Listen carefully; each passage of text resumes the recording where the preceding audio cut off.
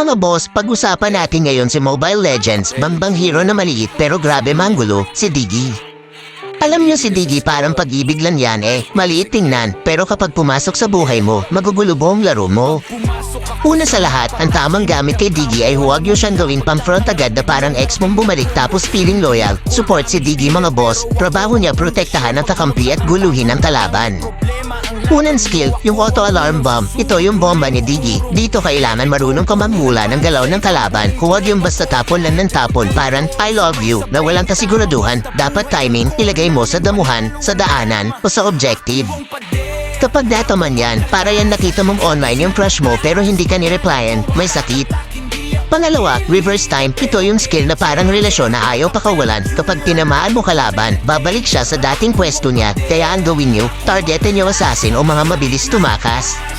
Imagine mo, tumatakbo na si kalaban para makatakas tapos biglang hinayla pabalik. Parang sinabi ng tadhana, hindi ka pa tapos masaktan. Ngayon punta tayo sa pinaka-importanteng skill ni Diggy, ang ultimate niya. Time journey, ito ang dahilan bakit sobrang lakas ni Diggy lalo na kontra crowd control. Kapag may Atlas, Igwil, Franco o kung sino mang mahilig manghuli, pwede mong i-activate na para maligtas team mo. Para ikaw sa kaibigan mong umiiyak sa ex, pre wag ka na dyan, alis na tayo. Ganon si Diggy, tagapagligtas, pero eto pa ha, huwag nyo yung ultimate agad, hintayin nyo muna gamitin ang kalaban ng crowd control, timing ang importante. Kasi kapag napaaga, parang umamin ka agad ng feelings tapos ang sagot. Sorry, pro palang tingin ko sa'yo, sayang effort.